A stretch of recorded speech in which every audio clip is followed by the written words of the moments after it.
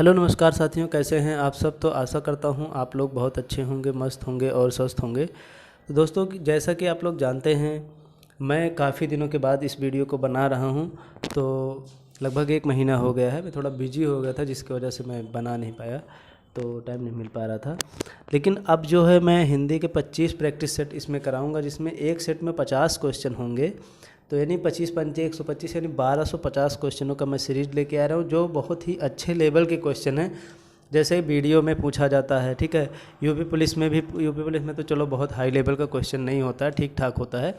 लेकिन वीडियो में अच्छे लेवल के क्वेश्चन पूछे गए थे पिछली बार, तो उसी टाइप के क्वेश्चन मैं लेके आया हूँ।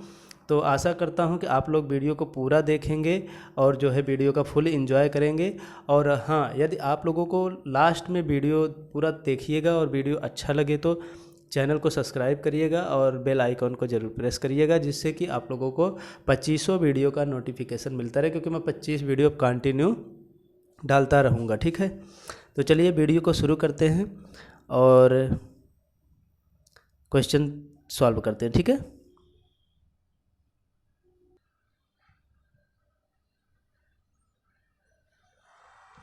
तो हमारा पहला क्वेश्चन है, चिड़िया शब्द का प्रयोग बहुवचन में क्या होता है। यानी चिड़िया का बहुवचन क्या होता है, मतलब चिड़िया जो है, चिड़िया का बहुवचन शब्द क्या होता है। तो ऑप्शन नंबर 1 है चिड़िया होगा, चिड़ियों होगा, चिड़िए होगा या फिर चिड़ियों होगा, ठीक है। तो इसका ऑप्शन नंबर ए करेक्ट हो जाएगा। यानी चिड़िया जो है, चिड़िया सही होगा। यानी यहाँ पे जो है चंद बिंदी लग जाएगी, ठीक है। ऑप्शन नंबर इसमें ए करेक्ट होगा, चिड़िया, यानी ऑप्शन नंबर 1 करेक्ट होगा और इस पे जो है चंद बिंदी लग जाएगी। तो चिड़िया का बहुवचन चिड़िया हो जाएगा, ठीक है। अगला क्वेश्चन है हमारा, भाषिक तत्व मुख्यतः कौन कौन हैं। भाषिक तत्व मुख्यतः कौन कौन से हैं।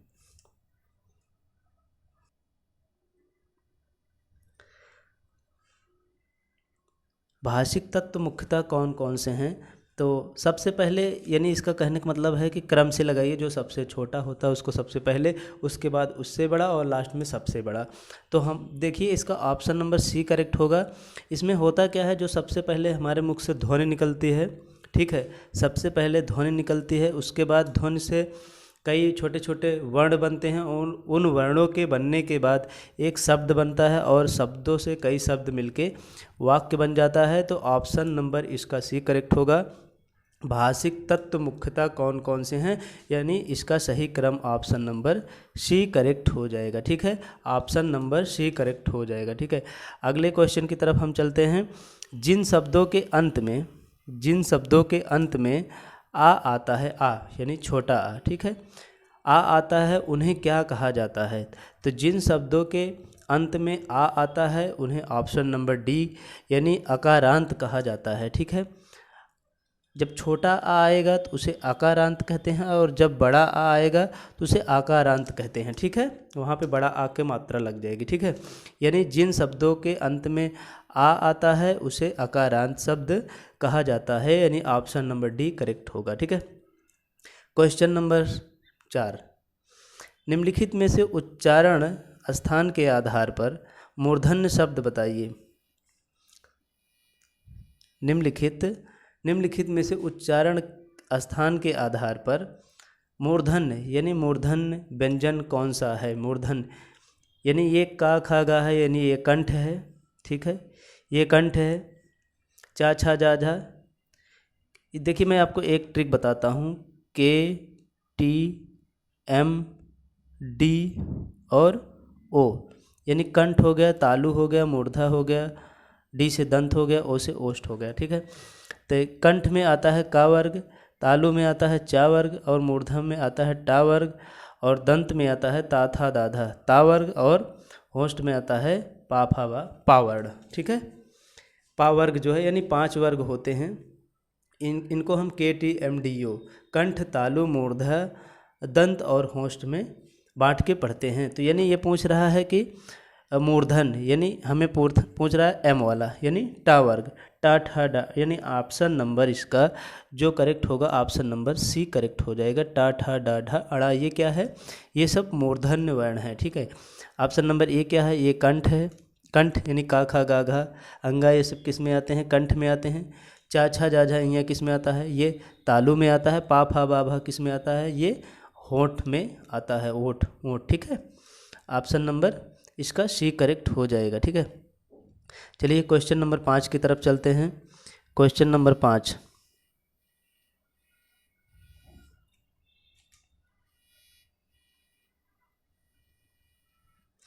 क्वेश्चन नंबर हमारा 5 है, समुद्रगुप्त भारत का नेपोलियन था। समुद्रगुप्त जो था भारत का नेपोलियन था। यहाँ नेपोलियन शब्द किस प्रकार की संज्ञा का उदाहरण है, यानी नेपोलियन शब्द जो है किस प्रकार का उदाहरण है।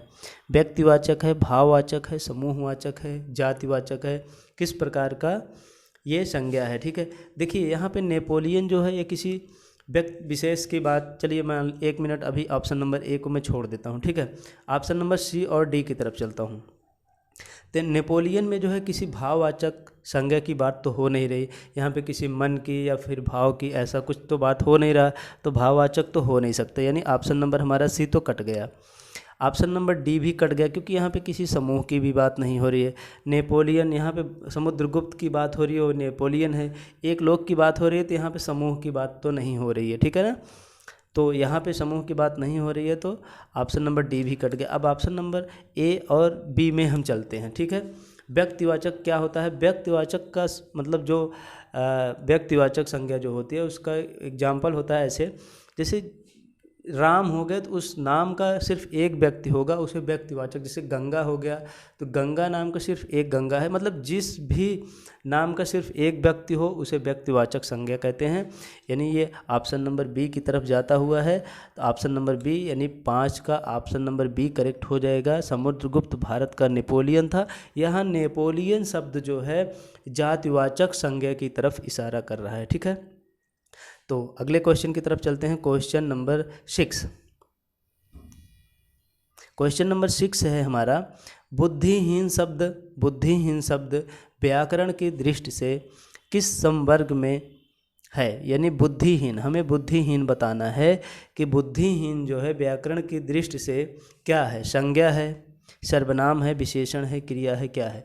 देखिए संज्ञा क्या होता है, किसी व्यक्ति विशेष के नाम को हम संज्ञा कहते हैं, और सर्वनाम क्या होता है, जो सबके नाम पे प्रयोग हो उसे सर्वनाम कहते हैं। क्रिया क्या होता है, जैसे क्रिया होता है, क्रिया का मतलब जैसे चलना, दौड़ना, भागना, ये सब क्या है, ये क्रियाएं हैं। ठीक है, तो बुद्धिहीन का मतलब होता है, जैसे कहते हैं ये बुद्धिहीन है, बुद्धिहीन व्यक्ति है, यानी हम किसी की विशेषता बता रहे हैं, बुद्धिहीन व्यक्ति, यानी ऑप्शन नंबर सी की तरफ हम किसी की विशेषता बता रहे हैं। बुद्धिहीन शब्द का मतलब होता है विशेषण, हम बता रहे हैं कि इसके अंदर जो है बुद्धि नहीं है, यानी ये बुद्धिहीन है, तो ऑप्शन नंबर इसका सी करेक्ट हो जाएगा, विशेषण। देखिए मैं आपको डायरेक्ट भी बता सकता हूँ कि इसका ऑप्शन नंबर जो है सी करेक्ट हो जाएगा, लेकिन मैं डायरेक्ट आपको इसलिए नहीं बताता हूँ क्योंकि जो है मैं आपको सारे ऑप्शन भी जो है 4 के 4 विकल्प जो सारे ऑप्शन में उसको भी क्लियर करता हूँ, और साथ में आप लोग किस तरीके से आंसर को क्लिक करें। अगर आपको आंसर नहीं आता है, मान लो आपको कंफर्म आंसर नहीं पता है, तो आप लोग किस तरीके से अपना ऑप्शन जो है करेक्ट करेंगे। ठीक है, अगला क्वेश्चन है क्वेश्चन नंबर 7, निम्नलिखित में से कौन सा शब्द तद्भव है, यानी तद्भव शब्द को हमको छांटना है इसमें से। तो देखिए तत्सम और तद्भव 2 शब्द होते हैं। क्या होता है, तत्सम होता है और तद्भव होता है। ठीक है, तो जो संस्कृत से डायरेक्ट आए हैं और उसी जिस रूप में आए हैं उसी रूप में प्रयोग हो रहे हैं उसको हम जो है तत्सम कहते हैं, और जिसमें कुछ ना कुछ छेड़छाड़ कर दी गई है, जिसका रूप बदल दिया गया है, उसे हम तद्भव कहते हैं। और इसका सीधा सा एक समझने का तरीका ये भी है, जो तत्सम होता है, जो संस्कृत शब्द होता है, वो थोड़ा समझने में मतलब थोड़ा बोलने में हमको कठिनाई होती है। ठीक है, और जो तद्भव शब्द होता है उसको हम अपने अकॉर्डिंग उसमें कुछ छेड़छाड़ कर लेते हैं, इसलिए हमको बोलने में आसानी होती है। तो इसमें दिनकर, दिवाकर, प्रभाकर ये सब हमारे तत्सम शब्द हैं, और ऑप्शन नंबर डी करेक्ट है। सूरज जो है ये हमारा तद्भव शब्द है, और सूरज का जो तत्सम होता है वो होता है सूर्य। क्या होता है वो ऑप्शन इसका क्या होता है, सूर्य होता है। सूरज का तत्सम क्या होता है, सूर्य होता है। ठीक है, अगला क्वेश्चन है हमारा उक्त शब्द का विलोम बताना है। तो उक्त शब्द का विलोम होता है अनुक्त, ऑप्शन नंबर ए करेक्ट होगा। ठीक है, उक्त शब्द का विलोम क्या होता है, तो उक्त शब्द का विलोम होता है अनुक्त होता है। ठीक है, चलिए हम क्वेश्चन नंबर 9 की तरफ चलते हैं। क्वेश्चन नंबर 9, ठीक है। चलिए 1 मिनट, क्वेश्चन नंबर 9 से पहले मैं आप लोगों को थोड़ा सा कुछ विशेष चीज़ें बताता हूँ। जैसे क्या है कि व्यंजन जो होता है, व्यंजन के हमारे 3 भेद होते हैं। कितने भेद होते हैं? तो 1 भेद, 2 भेद, यानी 3 भेद होते हैं। तो 3 भेद कौन कौन से हैं? पहला भेद है स्पर्श व्यंजन है, दूसरा है अंतस्थ व्यंजन है, और तीसरा है ऊष्म व्यंजन है। यानी हमारे व्यंजन जो होते हैं, व्यंजन 3 तरीके के व्यंजन होते हैं। स्पर्श व्यंजन होते हैं, अंतस्थ व्यंजन होते हैं, और ऊष्म व्यंजन होते हैं। तो जिसमें से अंतस्थ व्यंजन की संख्या 4 होती है और ऊष्म व्यंजन की संख्या 4 होती है। और हमारा जो स्पर्श व्यंजन है, इसकी जो संख्या होती है ये 25 होती है। यानी 25 कैसे होती है? जैसे हमारा का वर्ग होता है, चा वर्ग होता है, टा वर्ग होता है, ता वर्ग होता है और पा वर्ग होता है, ठीक है। सब में जो है 5-5 होते हैं, हर वर्ग में 5-5 होते हैं। तो इस तरीके से ये टोटल 25 हो जाते हैं, ठीक है। यानी अगर पूछा जाए कि स्पर्श व्यंजनों की संख्या कितनी होती है, तो आप लोग सीधा बोलेंगे 25 वर्ण होती है। अंतस्थ व्यंजनों की संख्या कितनी होती है? 4 होती है। और अंतस्थ व्यंजन कौन कौन से होते हैं? तो अंतस्थ व्यंजन हमारे होते हैं या, रा, ला, वा, ठीक है, या, रा, ला, वा, ठीक है। अंतस्थ व्यंजन कौन कौन से होते हैं? या, रा, ला, वा, 4 होते हैं, ठीक है। अगला है हमारा ऊष्म व्यंजन। ऊष्म व्यंजन कौन से होते हैं? तो ऊष्म व्यंजन 4 होते हैं। सा, सा, सत, यानी तीनों सा होता है ऊष्म व्यंजन में, और जो है लास्ट में हा होता है। देखिए इसमें बीच में सा आ रहा है, इसी सा से आप लोग याद कर सकते हैं कि ऊष्म व्यंजन में सा, सा, सा, यानी तीनों सा होता है प्लस हा होता है। तो चलिए अब हम आगे चलते हैं और क्वेश्चन नंबर 9 की तरफ चलते हैं, ठीक है। क्वेश्चन नंबर 9, क्वेश्चन नंबर 9 क्या है? मेरा घर इसी शहर में है। मेरा घर जो है इसी शहर में है, तो ये कौन सा विशेषण है? मतलब विशेषण का कौन सा भेद है? यानी हमें यहाँ पर विशेषण बताना है कि मेरा घर इसी शहर में है, तो इसी शहर में है, तो ये इसमें कौन सा विशेषण है? चलिए देखिए, अब ऑप्शन नंबर ए की तरफ चलते हैं। गुणवाचक विशेषण। मेरा घर इस शहर में है, इसमें किसी गुण की बात तो हो नहीं रही है, यानी ऑप्शन नंबर ए तो कट गया भैया। ऑप्शन नंबर सी की तरफ चलते हैं। मेरा घर इसी शहर में है, अब इसमें किसी संख्या की बात तो हुई नहीं है। मेरा घर जो है इसी शहर में है और मेरा घर 10 घर है। अगर मेरा घर 10 होता तब तो यहाँ पे संख्यावाचक हो जाता, यहाँ पे किसी संख्या का प्रयोग तो हुआ नहीं है, यानी ऑप्शन नंबर सी भी कट गया। और भैया परिमाण बोधक जो विशेषण होता है उसमें नाप तौल की बात होती है, तो यहाँ पे किसी नाप तौल की भी बात नहीं हो रही है, यानी ऑप्शन नंबर डी भी कट गया। तो यानी ऑप्शन नंबर हमारा सही कौन सा हुआ? ऑप्शन नंबर हमारा बी करेक्ट होता है, सार्वनामिक विशेषण।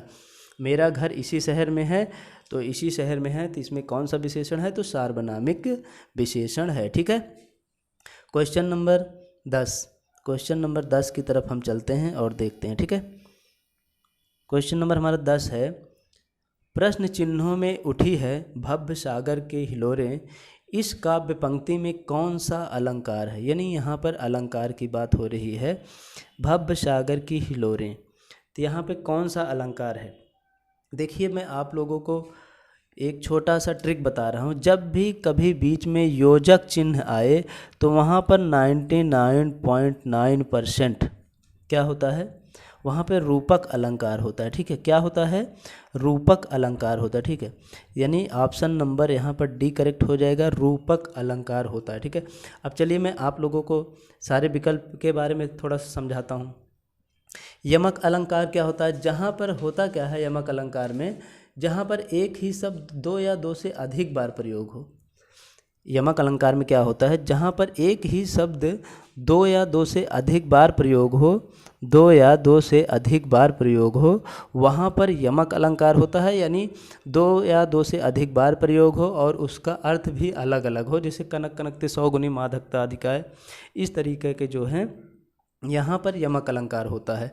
और अनुप्रास में क्या होता है कि किसी वर्ण या व्यंजन की बार बार आवृत्ति हो, वहाँ पर अनुप्रास अलंकार होता है, जैसे तरणी, तनुज, तट, तमाल, ऐसा, ठीक है। उपमा में क्या होता है? उपमा में यहाँ पे इसमें कुछ जो है वाचक चिन्ह होते हैं जिसके थ्रू हम पहचानते हैं। तो वाचक चिन्ह कौन कौन से होते हैं? तो वाचक चिन्ह होता है सा, सी, से, ठीक है, सा सी से, सरिस सम सादृश्य, इमी जिमी, ये सब रूपक उपमा अलंकार के जो है पहचानने के जो है वाचक चिन्ह हैं। यानी यहाँ पर ऑप्शन नंबर कौन सा करेक्ट हो रहा है? ऑप्शन नंबर डी करेक्ट हो रहा है। जहाँ पर बीच में योजक चिन्ह मिल जाए बिना सोचे विचारे, अगर आपको नहीं समझ में आ रहा है तो आप लोग वहाँ पे रूपक अलंकार लगाएंगे और 90.9% सही हो जाएगा। ठीक है, तो क्वेश्चन नंबर हम 11 की तरफ चलते हैं। निम्न में से देवता का पर्यायवाची नहीं है। निम्न में से देवता का पर्यायवाची नहीं है। तो निर्जर, किंकर, त्रिदश, गीवाण, ठीक है, तो इसमें से कौन सा देवता का पर्यायवाची नहीं है? तो क्वेश्चन नंबर 11 ऑप्शन नंबर इसका सी करेक्ट होगा, किंकर। ठीक है, ये किंकर जो है सेवक का पर्यायवाची है। ठीक है, किसका है? किंकर जो है सेवक का पर्यायवाची शब्द है। सेवक हो गया, नौकर हो गया, ठीक है, क्या हो गया? नौकर, नौकर का पर्यायवाची है। ठीक है, और ये सब जो है निर्जर हो गया, त्रिदश हो गया, गीवाण हो गया, ये सब किसके पर्यायवाची हैं? ये सब देवता की पर्यायवाची हैं। ठीक है, क्वेश्चन नंबर 12 वाक्यांश के लिए एक शब्द बताइए। वाक्यांश के लिए एक शब्द बताइए जिसके हृदय में ममता नहीं है। जिसके हृदय में ममता नहीं है उसके लिए एक शब्द बताइए। तो इसका ऑप्शन नंबर ए करेक्ट हो जाएगा, निर्मम। क्या हो जाएगा? निर्मम। जिसके हृदय में ममता नहीं होती है उसे हम निर्मम कहते हैं। ठीक है, निर्दय किसे कहते हैं? तो जिसके हृदय में दया ना हो उसे हम निर्दय कहते हैं। और निर्भय का क्या होगा? तो निर्भय का होगा जिसके भय ना हो उसे हम निर्भय कहते हैं। ठीक है, तो ऑप्शन इसमें मैंने आपको सभी बता दिए हैं जो बताने लायक ऑप्शन है। ठीक है, अगला है हमारा निर्वेद का अस्थाई भाव। निर्वेद अस्थाई भाव है, यानी निर्वेद जो है किसका अस्थाई भाव है? तो निर्वेद जो है हमारा ऑप्शन नंबर इसमें करेक्ट हो जाएगा। निर्वेद जो है ऑप्शन नंबर इसका करेक्ट हो जाएगा बी। निर्वेद किसका अस्थाई भाव है? शांत रस का अस्थाई भाव जो होता है निर्वेद होता है। शांत रस का अस्थाई भाव क्या होता है? तो निर्वेद होता है। ठीक है, अगला है हमारा ऑप्शन नंबर ए, क्या है? रौद्र रस। रौद्र किसका है? तो रौद्र रस जो है हमारा किसका है? तो ये हमारा क्रोध का है। ठीक है, क्रोध का अस्थाई भाव रौद्र रस है। करुण का है। करुण जो है हमारा शोक का है। ठीक है, किसका है? करुण हमारा शोक का है। ठीक है, भयानक जो है ये किसका है? तो ये हमारा भय का है। ठीक है, यानी ऑप्शन नंबर इसमें बी करेक्ट होगा। रौद्र रस का क्रोध होता है, करुण रस का शोक होता है, भयानक रस का भय होता है और शांत रस का क्या होता है? निर्वेद होता है। ठीक है, ऑप्शन नंबर इसमें कौन सा करेक्ट हुआ? ऑप्शन नंबर बी करेक्ट हो गया। अगले क्वेश्चन की तरफ हम चलते हैं। निम्नलिखित में से तद्भव तत्सम का कौन सा युग्म गलत है? तो ऑप्शन नंबर इसमें ए तो सही है। हल्दी का हरिद्रा सही है, अफीम का अफेन भी सही है, अदरक का अदरक भी सही है, यानी ऑप्शन नंबर इसमें डी जो है, ऑप्शन नंबर डी जो है करेक्ट गलत युग्म है। गलत युग्म हमको छांटना है, ये तीनों सही है। श्रेष्ठ का इसका क्या होता है? तो इसका हमारा श्रेष्ठ का जो होता है ये होता है श्रेष्ठी। क्या होता है? श्रेष्ठ का होता है श्रेष्ठी, यानी इसी पे जो है ई की मात्रा लग जाएगी तो ये भी सही हो जाएगा। ठीक है, क्वेश्चन नंबर 15 भाषा में वचन कितने प्रकार के होते हैं? भाषा में वचन कितने प्रकार के होते हैं? तो हिंदी भाषा में वचन जो है 2 प्रकार के होते हैं। कौन कौन से? एक वचन होता है और बहुवचन होता है। ठीक है, क्या होता है? एक वचन होता है और बहुवचन होता है। जबकि संस्कृत में 3 वचन होते हैं। कौन कौन से? एक वचन होता है, 2 वचन होता है और बहुवचन होता है। ठीक है, तो संस्कृत में 3 होते हैं और हिंदी में 2 वचन होते हैं, एक वचन और बहुवचन होते हैं। ठीक है, हिंदी में कितने वचन होते हैं? 2 वचन होते हैं, एक वचन और बहुवचन होता है। अगला क्वेश्चन है क्वेश्चन नंबर 16 निम्नलिखित शब्दों में से दिए गए विकल्पों में से उपयुक्त शब्द चुनिए। बिना पलक गिराए। बिना पलक गिराए के लिए एक शब्द चुनिए। इसका ऑप्शन नंबर सी करेक्ट हो जाएगा, निर्निमेष। क्या होगा? ऑप्शन नंबर सी करेक्ट हो जाएगा, निर्निमेष। ठीक है, अगला क्वेश्चन है हमारा क्वेश्चन नंबर 17 कोई और कुछ का प्रयोग किस सर्वनाम में किया जाता है? देखिए जिस ऑप्शन में यानी जिस क्वेश्चन में चारों विकल्प समझाने लायक रहेंगे मैं उसका डिटेल आप लोगों को समझाऊंगा, और जिसमें नहीं समझाने लायक कुछ विशेष नहीं रहेगा मैं उसको बता के निकल जाऊंगा, ठीक है। तो इसमें मैं आपको सभी बताऊंगा। जैसे कोई और कुछ का प्रयोग किस सर्वनाम में किया जाता है, यानी क्या है, संबंधवाचक है, निश्चयवाचक है, अनिश्चयवाचक है, निजवाचक है। तो यहाँ पर इसका ऑप्शन नंबर सी करेक्ट हो जाएगा, कोई और कुछ, यानी कोई आया है और कुछ लाया है, यानी आपको नहीं पता है कौन आया है और क्या लाया है, यहाँ पर अनिश्चयवाचक सर्वनाम होगा, ठीक है। क्या होगा, अनिश्चयवाचक सर्वनाम होगा। संबंध में क्या होता है, तो संबंधवाचक सर्वनाम कौन से हैं, जो और सो जो है, जो और सो संबंधवाचक सर्वनाम होते हैं। निश्चयवाचक कौन सा होता है, यह और वह जो है निश्चयवाचक है। जैसे यह बुक रखी हुई है, तो आपको कन्फर्म है कि यह बुक रखी हुई है या निश्चय है। वह ताला रखा हुआ है, तो आप देख रहे हैं कि वह ताला रखा हुआ है, इस चीज़ से आप पक्का एकदम निश्चित हैं, तो यहाँ पे निश्चयवाचक सर्वनाम हुआ। और निजवाचक में क्या होता है, निज का मतलब होता है स्वयं के लिए, मैं और स्वयं, ठीक है। यहाँ पे ये निजवाचक हुआ, और अनिश्चयवाचक में कोई और कुछ होता है, ठीक है। तो चलिए क्वेश्चन नंबर 18 की तरफ चलते हैं हम लोग। घर का पर्यायवाची शब्द निम्न में से कौन सा है, घर का पर्यायवाची निम्न में से कौन सा है, तो घर का पर्यायवाची आलय है, ऑप्शन नंबर इसका सी करेक्ट हो जाएगा। घर का पर्यायवाची क्या है, घर का पर्यायवाची आलय है। और उरग जो है, उरग किसका पर्यायवाची है, तो उरग जो है सूर्य का पर्यायवाची है। उरग किसका है, उरग सूर्य का पर्यायवाची है। और अनल जो है, अनल अग्नि का पर्यायवाची है, किसका है, अनल जो है अग्नि का पर्यायवाची है। और वात जो है, वात किसका पर्यायवाची है, तो वात जो है हवा का पर्यायवाची है, ठीक है, किसका, हवा का पर्यायवाची, ठीक है। यानी उरग सूर्य का पर्यायवाची है, अनल अग्नि का है, वात हवा का है, और घर का जो पर्यायवाची है इसका ऑप्शन नंबर सी करेक्ट हो जाएगा। कौन सा, ऑप्शन नंबर सी करेक्ट हो जाएगा, घर का पर्यायवाची आलय होता है, ठीक है। क्वेश्चन नंबर 19, ई प्रत्यय किस शब्द में नहीं है, इस नहीं पर विशेष ध्यान दीजिएगा। कभी कभी होता क्या है, हम लोग ये पढ़ लेते हैं कि ई प्रत्यय देखे किस में है, आगे देखते ही नहीं है, टिक करके निकल जाते हैं, ऑप्शन नंबर ए सही मार देते हैं, और हो जाता है वो गलत, ठीक है। तो यहाँ पर देखिए ई प्रत्यय किस में नहीं है, यानी 3 में है, 1 में नहीं है। चलिए हम देखते हैं। अगर इस तेल से हम ई प्रत्यय निकाल दें, तेली से अगर हम ई प्रत्यय निकाल देंगे तो क्या बन जाएगा, ये बन जाएगा तेल। यानी जब हम ई निकाले हैं तो एक अर्थपूर्ण शब्द बन रहा है, इसका मतलब यहाँ पे जो है ई प्रत्यय लगा हुआ है।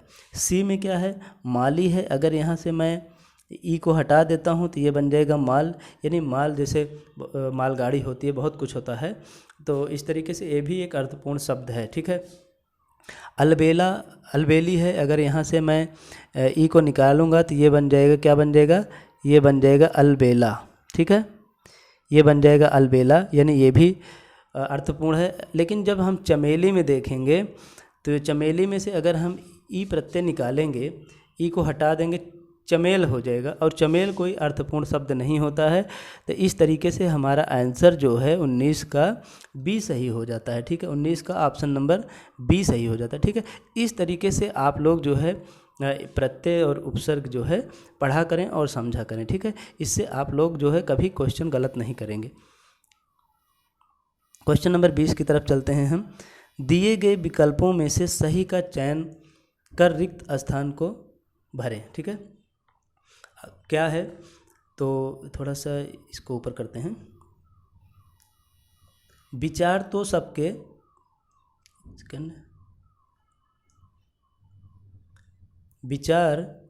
विचार तो सबके भीतर होते हैं, लेकिन उस विचारों को एक डाट देना हर किसी के बस की बात नहीं होती है। यानी यहाँ पे जो रिक्त स्थान है, यहाँ पे हम एक कौन सा ऑप्शन फिल करें जो एकदम सटीक आंसर दे। तो विचारों को क्या दी जाती है, विचारों को दिशा दिया जाता है, विचारों को मार्ग दिया जाता है, विचारों को पुष्टि दी जाती है, विचारों को दृढ़ता दी जाती है, क्या दी जाती है बताओ। तो तो यहाँ पर ऑप्शन नंबर जो सबसे सटीक ऑप्शन है, ऑप्शन नंबर इसका ए करेक्ट हो जाएगा। यानी विचारों को एक सही दिशा देना हर किसी के बस की बात नहीं होती है, ठीक है। ऑप्शन नंबर इसका कौन सा करेक्ट हो जाएगा? ऑप्शन नंबर इसका करेक्ट हो जाएगा ए, ठीक है। क्वेश्चन नंबर 21, क्वेश्चन नंबर 21 में क्या है? प्रत्यय रहित शब्द।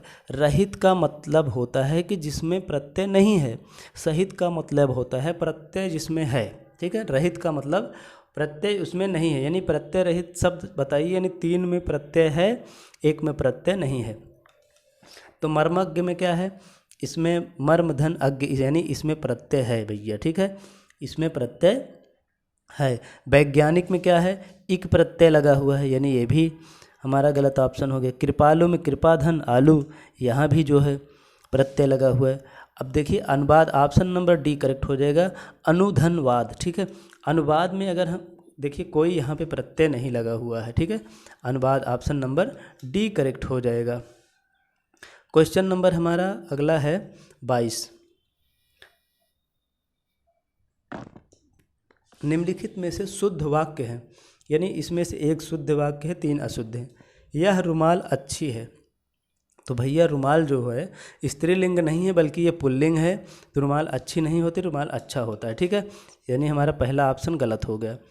उसका दही खट्टी है, यानी दही भी भैया पुल्लिंग होता है, तो यहाँ पे खट्टा होगा, ये भी हमारा गलत हो गया। कई हाथियाँ जा रही हैं, हाथियाँ जो है, हाथियाँ पुल्लिंग शब्द है ना कि स्त्रीलिंग है, ये भी इसलिए गलत है। तो ऑप्शन नंबर हमारा डी बचा, जो कि यही सही होगा। उसका मकान बहुत अच्छा है, उसका मकान बहुत अच्छा है, यानी ऑप्शन नंबर डी करेक्ट हो गया, ठीक है। इस तरीके से आप लोग देखें कहाँ पे स्त्रीलिंग कहाँ पे पुल्लिंग का प्रयोग हुआ है, ठीक है, उसी हिसाब से आंसर को क्लिक करें। वह हिंदुस्तान एकेडमी के वार्षिक अधिवेशन में भाग लेने के लिए लखनऊ आए थे। यानी ये पूछ रहा है कि इसमें अधिवेशन कौन सा सही है, तो ऑप्शन नंबर इसका सी सही है। अधिवेशन इस तरीके से लिखा जाता है, आप लोग अच्छे से देख लीजिए, बार बार क्वेश्चन पेपरों में पूछा जाता है, ठीक है। तो इसमें कुछ बताने समझाने लायक बात तो है नहीं, तो आप लोग तो इतना समझ सकते हैं ना। चैन की बंसी बजाना का अर्थ क्या होगा? चैन की बंसी बजाने का अर्थ होता है भैया मौज करना, ठीक है। क्या है? ऑप्शन नंबर इसका बी करेक्ट हो जाएगा, मौज करना, ठीक है। ऑप्शन नंबर कौन सा करेक्ट हो जाएगा? बी, मौज करना। चैन की बंसी बजाना यानी मौज करना, ठीक है। Question number 25। तुच्छ मनुष्य की मित्रता शीघ्र ही समाप्त हो सकती है, भाव को व्यक्त करने वाली लोकोक्ति है। यानी तुच्छ व्यक्ति की जो मित्रता होती है, जो बेकार व्यक्ति इंसान होता है, उसकी मित्रता वैसे बेकार टाइप की होती भी है ना, कोई वैल्यू नहीं होती, कभी भी समाप्त हो सकती है। तो उसी टाइप का अर्थ यहाँ कहाँ से निकलता है? तो इसका ऑप्शन नंबर अधजल गगरी छलकत जाए, नहीं भैया ये तो नहीं है। थोथा चना बाजे घना, ये भी नहीं है। कबहू निरामी होए न कागा, ये भी नहीं। ओछे की प्रीत बालू की, हाँ भैया देखिए बालू की जो होती है, बालू की भीत, बालू की अगर आप दीवार बनाओगे, भीत का मतलब यहाँ दीवार है, अगर आप बालू की दीवार बनाओगे, भीत बनाओगे, तो वो कभी भी ढह सकती है, कभी भी गिर सकती है। तो यानी ऑप्शन नंबर इसका डी करेक्ट हो जाएगा, ठीक है। ऑप्शन नंबर डी करेक्ट हो जाएगा। चलिए क्वेश्चन नंबर 26, यानी हम 25 क्वेश्चन, आधे क्वेश्चनों की तरफ पहुंच गए हैं। 50% हमारे क्वेश्चन कंप्लीट हो गए हैं, ठीक है। कमर कसना, कमर कसना मुहावरे का अर्थ है तैयार होना, ठीक है। कमर कसना मुहावरे का अर्थ है तैयार होना। अब देखिए इसमें आप लोग बीमार, कमर से बीमार होना, ये तो कोई बात नहीं हुई। सहारा की ज़रूरत होना, ये भी कोई बात नहीं। जोश में आना, ये भी ठीक नहीं है। कमर कसना मतलब आप लोग सुने होंगे कमर कस लीजिए, अब आप लोग कमर कस लीजिए, नहीं तैयार हो जाइए, ठीक है ना, इस तरीके से। अगला क्वेश्चन है हमारा, उपकूल में कौन सा समास है? उपकूल, उपकूल यानी जब कूल तो है, लेकिन यहाँ पे उप क्या लगा है? उप जो है अव्यय लगा हुआ है, तो यहाँ पे अव्ययी भाव समास हुआ। द्वंद्व में क्या होता है? द्वंद्व में योजक चिन्ह होता है। और द्विगु समास में क्या होता है? संख्यावाची होता है, जैसे 1 2 3 त्रिभुज, चतुर्भुज, चौराहा, इस तरीके से। तत्पुरुष में क्या होता है? तत्पुरुष के जैसे कर्ता तत्पुरुष, कर्म तत्पुरुष, करण संबंध इस तरीके के होते हैं इसमें, ठीक है। अभ्यागत शब्द में कौन सा उपसर्ग है? अभ्यागत, अभ्यागत शब्द में कौन सा उपसर्ग है? तो अभ्यागत में कौन सा उपसर्ग है? अभी उपसर्ग है। अभिधन आगत क्या होता है? अभिधन आगत, ठीक है, अभिधन आगत, ठीक है, अभ्यागत, ठीक है। अगला है पांडव शब्द में कौन सा प्रत्यय है? पांडव, पांडव शब्द में कौन सा प्रत्यय है? ठीक है, 29। तो देखिए भैया, पांडव शब्द में ऑप्शन नंबर इसका बी करेक्ट हो जाएगा, तद्धित प्रत्यय है। अब तद्धित प्रत्यय क्यों है मैं आप लोगों को बताता हूँ, ठीक है। संज्ञा पदों में जो संज्ञा पद होते हैं, संज्ञा पदों में संयुक्त होने वाला प्रत्यय जो संज्ञा पद होता है, इसमें जो प्रयुक्त प्रत्यय होता है वहाँ पे जो है हम उसको जो है तद्धित प्रत्यय कहलाते हैं, ठीक है। जब यानी संज्ञा में जो प्रत्यय लगेगा उसे हम तद्धित प्रत्यय कहते हैं, ठीक है। अगला है हमारा अजातशत्रु में कौन सा समास है? अजातशत्रु में, अजातशत्रु में, अजातशत्रु में कौन सा समास है? तो ऑप्शन नंबर इसका भैया कौन सा करेक्ट हो जाएगा? ऑप्शन नंबर इसका, ऑप्शन नंबर, एक सेकेंड, ऑप्शन नंबर इसका डी करेक्ट हो जाएगा, ठीक है, बहुब्रीही समास है, ठीक है। देखिए यहाँ पे द्वंद्व तो है नहीं, द्वंद्व का मतलब होता है दोनों, कर्मधारय विशेषण विशेष है नहीं, तत्पुरुष है नहीं, तो यानी ऑप्शन नंबर इसका। देखिए पहले आप लोग ये सोचा करिए कौन सा नहीं हो सकता है, तो आप लोग 2-3 ऑप्शन, 2 ऑप्शन तो छांट ही दोगे, हटा दोगे, बचेगा 2 ऑप्शन, तो 2 ऑप्शन में आप लोग ध्यान से मार दीजिएगा, हो जाएगा सही, ठीक है। कभी भी आप लोग ये सोचिए कौन सा नहीं हो सकता, ये मत सोचिए कौन सा हो सकता है, फिर आप लोग कन्फ्यूज हो जाएंगे और क्वेश्चन को गलत कर देंगे, ठीक है। इसमें से शुद्ध वाक्य कौन सा है? क्वेश्चन नंबर 31 में शुद्ध वाक्य कौन सा है? डॉक्टर गुप्ता हमारे प्रभारी हैं, प्रभारी नहीं होता भैया, प्रभारी होता है। आज मैं 31 वर्ष, 31 नहीं होता, 31 होता है। इस वर्ष पहाड़ों पर जमकर तुषारपात हुआ है।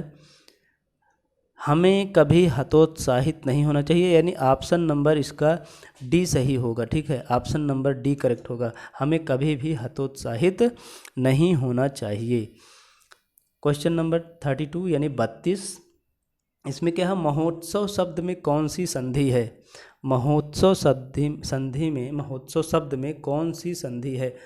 यहाँ पे देखिए दीर्घ संध नहीं कौन सा हो सकता है, यानी दीर्घ संध यहाँ पे हो नहीं सकती, क्योंकि यहाँ पे बड़ा आ, बड़ी ई और बड़ा उ का मात्रा तो है नहीं।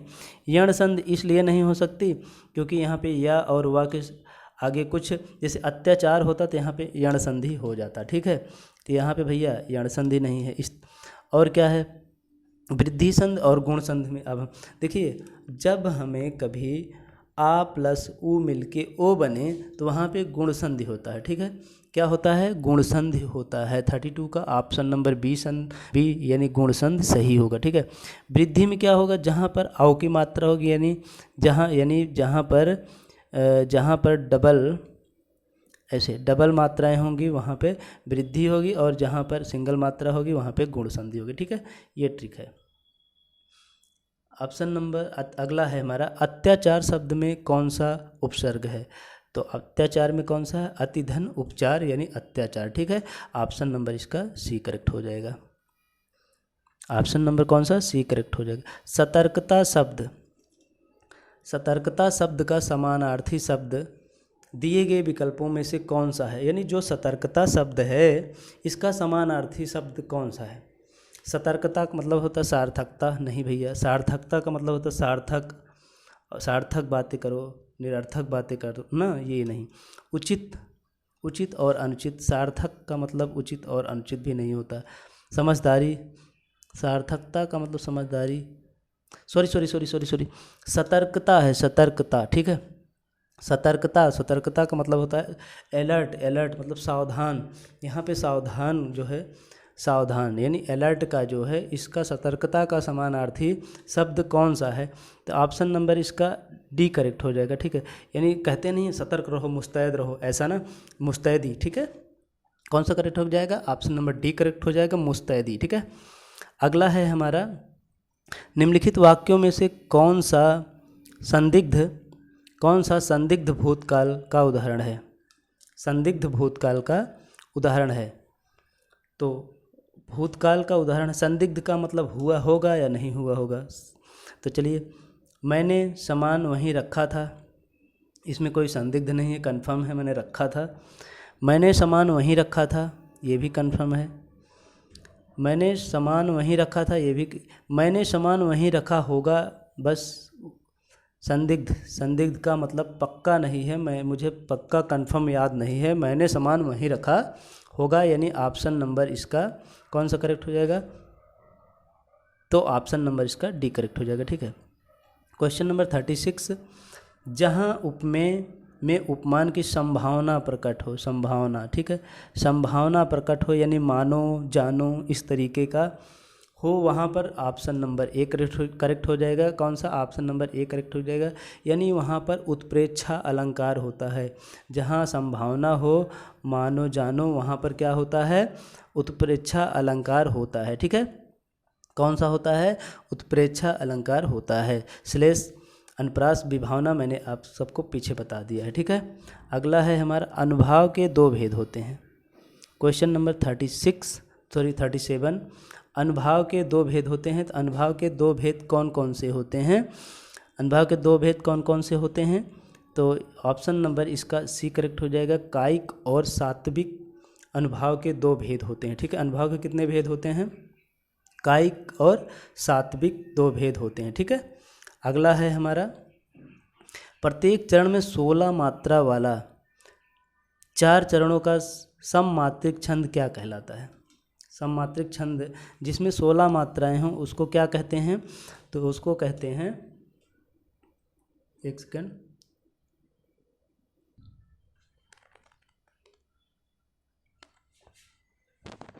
प्रत्येक चरण में 16 मात्रा वाला 4 चरणों का सममात्रिक छंद क्या कहलाता है? तो क्या कहलाता भैया? ऑप्शन नंबर इसका करेक्ट हो जाएगा। जहाँ पे 16 मात्राएं होती हैं वहाँ पर चौपाई होती है। ठीक है। दोहा में 13-11 होती है, सोरठा में 11-13 होती है। ठीक है। इस तरीके से अगला क्वेश्चन है हमारा, निम्नलिखित में से कौन सा सही कथन, निम्नलिखित में से सही कथन क्या है? सही कथन क्या है? उल्लाला मात्रिक छंद है। ठीक है। उल्लाला क्या है? मात्रिक छंद है। उल्लाला वर्णिक छंद है। उल्लाला संगीता, ये देखिए ये तो कोई गलत है। उल्लाला कोई छंद नहीं, ये भी गलत। भाई कोई ना कोई छंद तो है ही है। तो उल्लाला क्या है? उल्लाला जो है मात्रिक छंद होता है। ठीक है। उल्लाला क्या है? मात्रिक छंद है। अगला क्वेश्चन है हमारा, सच्चित शब्द का कौन सा संधि है? ठीक है। तो ऑप्शन नंबर इसका देखिए, सच्चित शब्द का संधि है, संधि पूछ रहा है। देखिए यहाँ पे वृद्धि संध नहीं हो सकता क्योंकि आ का मात्रा नहीं है। या और वा के सामने आधा अक्षर नहीं है। ताकि चा के सामने है। अगर या और वा के सामने होता तो यहाँ पे यण संधि हो जाता, लेकिन यण संधि भी नहीं है। गुण संधि नहीं है क्योंकि यहाँ पे ओ की मात्रा नहीं है। तो यानी ऑप्शन नंबर डी करेक्ट हो गया, व्यंजन संधि है। ठीक है। इस तरीके से निम्नलिखित में से किस शब्द में उपसर्ग का प्रयोग हुआ है? उपसर्ग, ठीक है। उपसर्ग जो है आगे लगता है, जो आगे लगता है उसे हम उपसर्ग बोलते हैं, और जो पीछे लगता है उसे हम प्रत्यय बोलते हैं। ठीक है। तो यानी उपसर्ग किस में लगा हुआ है? ऑप्शन नंबर सी करेक्ट हो गया, उपधन कार। ठीक है। कार है, कार में क्या लगा है? उप जो है उपसर्ग लगा हुआ है। ठीक है। ऑप्शन नंबर इसका सी करेक्ट हो गया। लिखाई में लिख धन आई, यहाँ पे ई का प्रत्यय है, आई का प्रत्यय, यहाँ पे अपनापन लगा हुआ है। ठीक है। यानी ऑप्शन नंबर इसका कौन सा? सी करेक्ट है। तो अगले क्वेश्चन की तरफ हम चलते हैं। श्रीलाल शुक्ल को उनकी किस कृति पर, ये क्वेश्चन थोड़ा सा कन्फ्यूजन में है, इसको हम छोड़ते हैं, आगे देखेंगे, अगले वीडियो में बता देंगे। ठीक है।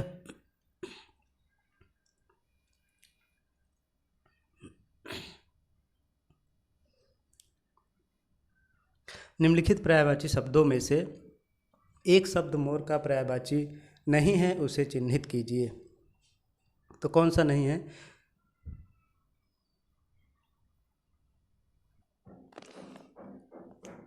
तिरालिस जो है ऑप्शन नंबर इसमें बी करेक्ट होगा। बी क्या है? तो बी जो है, बी ऑप्शन नंबर बी क्या है?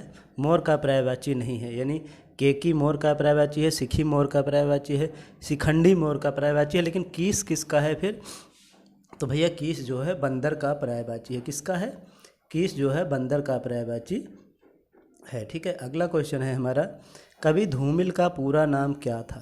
कवि जो हमारे धूमिल कवि थे उनका पूरा नाम क्या था? उनका पूरा नाम सुदामा पांडे धूमिल था। क्या था? सुदामा पांडे धूमिल। कवि धूमिल का पूरा नाम था सुदामा पांडे धूमिल। ठीक है, अगला क्वेश्चन है हमारा, शुद्ध वर्तनी का चयन करें। यानी इसमें से जो है बर्तन जो है हमारा, बर्तन को हम इस तरीके से लिखते हैं बर्तन। ठीक है, वर्तन नहीं लिखते हैं, ये भी गलत है, ये भी गलत है और ये भी गलत है। ठीक है, ऑप्शन नंबर इसका बी करेक्ट हो जाएगा। ठीक है, ऑप्शन नंबर कौन सा? बी करेक्ट हो जाएगा। ठीक है, क्वेश्चन नंबर 46, आनाकानी करना। आनाकानी करना मुहावरे का सही अर्थ क्या होगा? इधर उधर करना, मना करना, बुराई करना, टाल मटोल करना। तो इसका ऑप्शन नंबर डी करेक्ट हो जाएगा, टाल मटोल करना। देखिए इसमें होगा क्या, बच्चे बी और जो है सी को तो काट देंगे, लेकिन ए और जो है डी में कंफ्यूज हो जाएंगे। तो आप लोग ध्यान रखिएगा, आनाकानी करने का मतलब होता है टाल मटोल करना। ठीक है, कभी कभी देखो गांव में करते हैं, यार हम तुमको जब भी कोई काम कहते हैं तुम टाल मटोल कर देते हो, हमेशा आनाकानी करते हो ना। तो इस तरीके से आप लोग याद रखिएगा। ठीक है, वह आए तो मैं जाऊं, वह आए तो मैं जाऊं। जब भी कभी इस तरीके के सेंटेंस आएँ कि एक सेंटेंस पे दूसरा सेंटेंस निर्भर हो, तो वहाँ पे हेतु हेतु हेतु हेतु मद जो है होता है। ठीक है, तो यहाँ पे हेतु हेतु मद भविष्य काल है। ठीक है, वह आएगा तो मैं जाऊँगा। ठीक है, अगला क्वेश्चन है हमारा, वह आए तो मैं जाऊँगा, तो यहाँ पे कौन सा? हेतु मद होता है। ठीक है, हेतु मद भविष्य काल। ठीक है, हिंदी भाषा का संबंध किससे है? हिंदी भाषा का संबंध जो है किससे है? तो ऑप्शन नंबर इसका ए सही होगा, सौर सेनी अपभ्रंश। हिंदी भाषा का संबंध किससे है? तो हिंदी भाषा का संबंध सौर सेनी अपभ्रंश से है। किससे है? सौर सेनी अपभ्रंश से है। ठीक है, किससे है? सौर सेनी अपभ्रंश से है। किससे है? सौर सेनी अपभ्रंश से है। ठीक है, सौर सेनी अपभ्रंश से है, यानी ऑप्शन नंबर ए करेक्ट हो जाएगा। अगला क्वेश्चन है हमारा, दो क्वेश्चन हमारे पास बचे हैं, 49 और 50। ठीक है, पहले हम 49 देखते हैं। हिंदुस्तानी भाषा का रूप है। हिंदुस्तानी जो हमारी हिंदुस्तानी भाषा का रूप है वो किस तरीके? संस्कृत निष्ठ है, हिंदी उर्दू मिश्रित है, दक्षिणी हिंदी है, ब्रज अवधि का मिश्रित रूप है। तो 49 का हमारा जो है ऑप्शन नंबर इसका करेक्ट हो जाएगा। कौन सा करेक्ट? ऑप्शन नंबर इसका बी करेक्ट हो जाएगा, हिंदी और उर्दू का मिश्रित रूप है। कौन सा? हिंदुस्तानी भाषा हमारी हिंदी और उर्दू का मिश्रित रूप है। ठीक है, कैसा है? हिंदी और उर्दू का मिश्रित रूप है हिंदुस्तानी भाषा। ठीक है, अगला क्वेश्चन है हमारा क्वेश्चन नंबर 50, अज्ञेय जी को किस कृति के लिए, जो हमारे अज्ञेय जी हैं उनको किस कृति के लिए ज्ञानपीठ पुरस्कार से सम्मानित किया गया? तो ये ऑप्शन नंबर इसका सी करेक्ट होगा, कितनी नाव कितनी बार के लिए जो है इनको ज्ञानपीठ पुरस्कार दिया गया। देखिए आप लोग इसको ऐसे याद कर सकते हैं, अज्ञेय यानी अज्ञानी थे, उनको कोई ज्ञान ही नहीं था, वो यही नहीं गिन पाए कि कितनी नाव आई और कितनी नाव गई, यानी कितनी नाव कितनी बार, उनको यही नहीं पता है। अज्ञेय जी थे ना, अज्ञानी थे, इसी बात के लिए उनको क्या दे दिया गया? ज्ञानपीठ पुरस्कार दे दिया गया है ना। इस तरीके से आप लोग याद कर सकते हैं। तो हमें लगता है कि क्वेश्चन सारे समाप्त हो गए। तो वीडियो देखने के लिए आप सभी का बहुत बहुत धन्यवाद। यदि आप सभी को हमारा वीडियो पसंद आया है, क्वेश्चन आप लोगों को अच्छे लगे हैं, तो वीडियो को जो है लाइक करें और प्लीज़ चैनल को सब्सक्राइब करें, और हो सके तो अगर शेयर कर देंगे तो बहुत अच्छी बात होगी, है ना। तो चलिए वीडियो को समाप्त किया जाए, और जो है वीडियो देखने के लिए आप सभी का बहुत बहुत धन्यवाद। ठीक है, THANKS आप लगी बहुत बहुत धन्यवाद, थैंक यू। ठीक है, चलिए वीडियो को समाप्त करते हैं। जय हिंद, जय भारत।